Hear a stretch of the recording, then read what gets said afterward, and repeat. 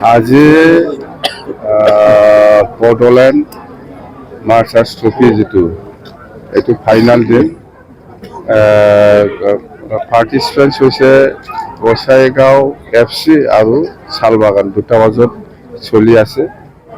জানক মই আজি ইয়াত বহুত বছৰৰ পিছত এই Kdsa ফিল্ডত মই আহিব পাইছোঁ বা আহি পেলাই মই যিখিনি দেখিছোঁ আমাৰ যিখিনি ষ্টেডিয়াম ফুটবলৰ যিটো ষ্টেডিয়াম যিটো লেভেলত থাকিব লাগে সেইটো মই আজি দেখি পেলাই মই খুব মনত দুখ লাগিছে, ভাল লগা নাই।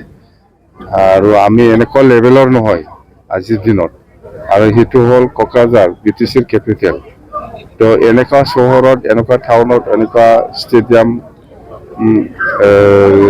থকাটো মই বিচৰা নাই। মানে ফুল ফ্লেজত ভাল ষ্টেডিয়াম মই বনাই দিম বুলি কৈছে ফুটবলৰ কাৰণে। আৰু মুঠতে সেই আৰু এই ট্ৰফিটো মই নেশ্যনেল লেভেললৈকে আগবঢ়াই লৈ যাবৰ কাৰণে মই কথা দিছোঁ। সেই লেভেলত আমাৰ যিটো হৈ আছে এতিয়া সেইটোতো থাকিবই, ইয়াৰ বাদে আৰু এই ট্ৰফিটো নেশ্যনেল লেভেলত মানে বহুত ডাঙৰ ডাঙৰ পাৰ্টিচিপেণ্টছ আছে, ক্লাব আছে, ইহঁতকো পাৰ্টিচিপেট কৰিব পৰা এই লেভেললৈকে মই এই ট্ৰফিটো লৈ যাব বুলি মই আশ্বাস দিছে। আৰু সেই ষ্টেডিয়ামটো হওক, ষ্টেডিয়ামটো মুঠতে 2 বছৰমান লাগিব হয়তো কমপ্লিট হ'বৰ কাৰণে। আৰু মানে সৰুকৈ হ'লেও ভাল ষ্টেডিয়াম হ'ব লাগে ফুটবল প্লেগ্ৰাউণ্ড, এইটোৱে কথা। আৰু মই ধৰিছোঁ যেনিবা এতিয়াৰ পৰা আৰম্ভ কৰি 2 বছৰত এই ষ্টেডিয়ামটো কমপ্লিট হওক, তেতিয়া আমি এই নেশ্যনেল লেভেলৰ যিখিনি পাৰ্টিচিপেণ্টছ ক্লাবসকল আছে, প্লেয়াৰ্ছসকল আছে, ইহঁতৰ লেভেলত সেইটো আৰু একটা এই আমাৰ যিখিনি হৈ আছে এতিয়া 25 বছৰলৈকে সেইটো কণ্টিনিউ থাকিব, সেইটো ড্ৰপ নহ'ব। আৰু একটা পৰ্যায়ত মই এই একে ট্ৰফিটোৱেই নেশ্যনেল লেভেল পাৰ্টিচিপেণ্টছসকলক লৈ এটা ট্ৰফি মই চিন্তা কৰিছোঁ বা সেইটো আমি বনাম। মুঠতে এই ষ্টেডিয়ামটো কমপ্লিট হওক, বাছ কথা এইটোৱেই।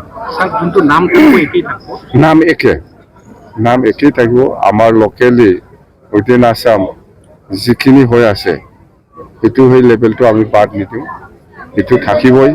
আৰু ইয়াৰ বাদেও নেশ্যনেল ইণ্টাৰনেশ্যনেলৰ প্লেয়াৰ লৈ পেলাই যিখিনি পাৰ্টিচিপেণ্টছ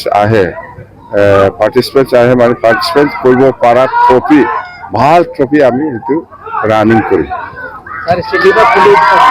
ষ্টেডিয়ামৰ কণ্ডিশ্যনটো খুব বেয়া। এনেকুৱা মই কৈছোঁ, বড়ো ভাষাতে কৈছোঁ মই, যে আমি এই লেভেলত মানুহ নহয়, এতিয়া এই লেভেলত মানুহ নহয়, আমি বহুত আগবাঢ়ি আছোঁ।